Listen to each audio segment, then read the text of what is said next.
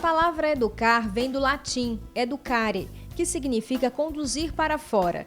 Uma missão humana confiada por Deus aos pais para extraírem o melhor de cada filho. Nós somos co-criadores com Deus, então sim, não é uma missão qualquer, precisa dar certo. O tema recebeu atenção especial na exortação Amores Letícia.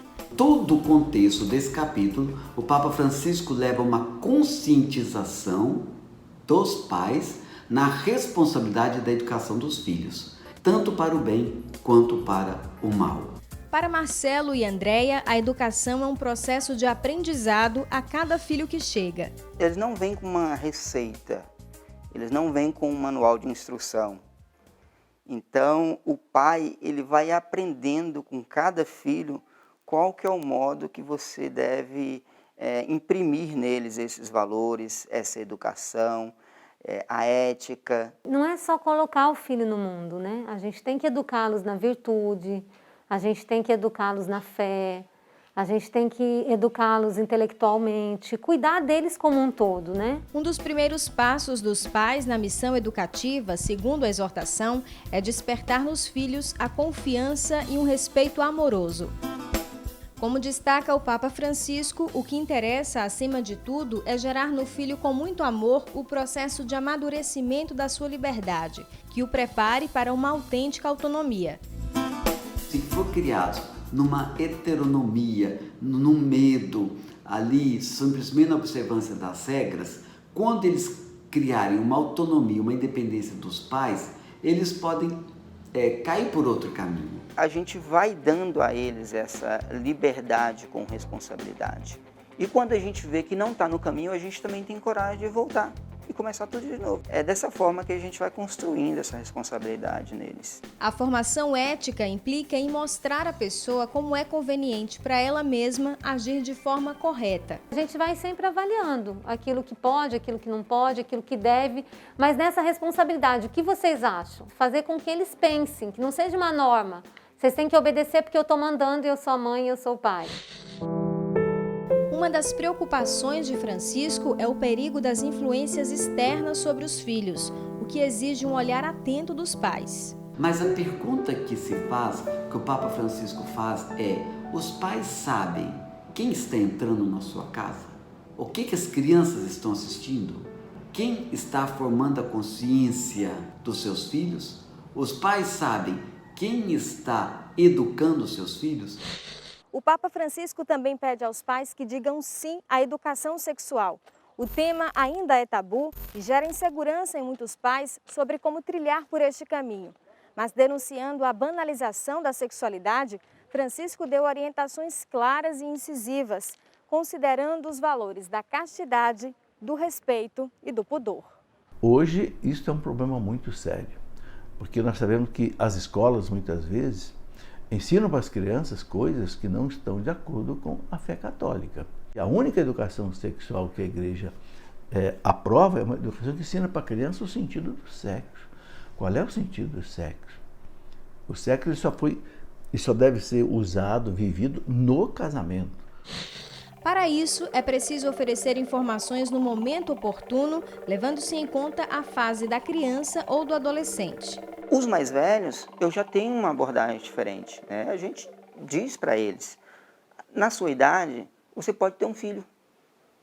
Aí a gente ensina a virtude de viver a castidade. Eles vão perguntando e a gente, com muita tranquilidade, vai respondendo aquilo que são as dúvidas, né? Sem deixar de falar a verdade, porque a mídia, o celular, a televisão mostra muita coisa, né? Então, eles precisam aprender dentro de casa. A tarefa dos pais também inclui uma educação da vontade e o desenvolvimento de bons hábitos. Nesta família, as tarefas são divididas. Eles participam muito do andamento da casa. Então, cada um tem a louça que lava durante o dia todo. O banheiro, quem lava são eles, né? Então, essas responsabilidades também vão fazendo eles crescerem.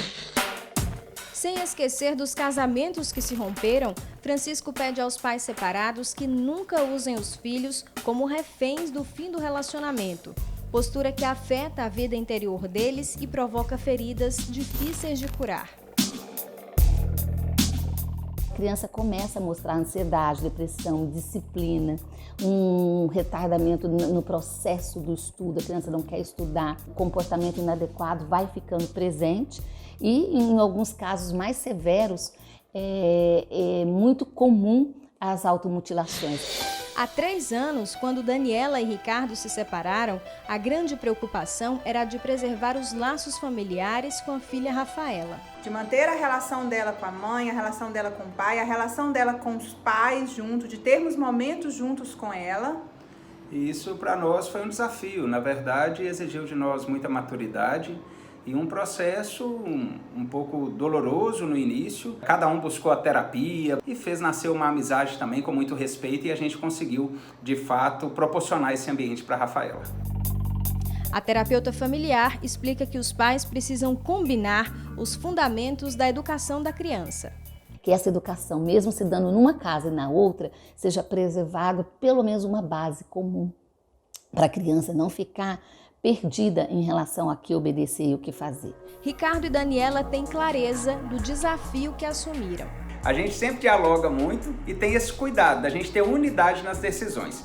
É uma coisa que a gente, sempre teve claro para nós. A criação dela é uma responsabilidade nossa, compartilhada, Esse é o maior presente que Deus deu, a graça da nossa união um dia. Às vezes precisamos sentar com ela para conversar, para trazer alguns pontos. Então isso se torna mais leve para mim como mãe, como pessoa, de saber que nessa caminhada de criação da Rafaela eu não estou só. E poucas palavras mostram que todo esse esforço não é em vão. Meu pai e minha mãe é muito legal comigo. Eles sempre deu tudo para mim. Eu amo eles. A educação dos filhos é uma tarefa de artesão. Exige empenho e não tem uma forma única. Mas o fruto dela é a alegria do dever cumprido, que brota no coração da família. Existe muito mais alegrias do que os desafios, A gente colhe os frutos. De todo o trabalho, de todo o suor, de todas as lágrimas, de todo o cansaço. Qual é o pai que não passa por tudo isso? Isso a gente continua carregando, como dádiva aí, como presente de Deus para nós e para ela.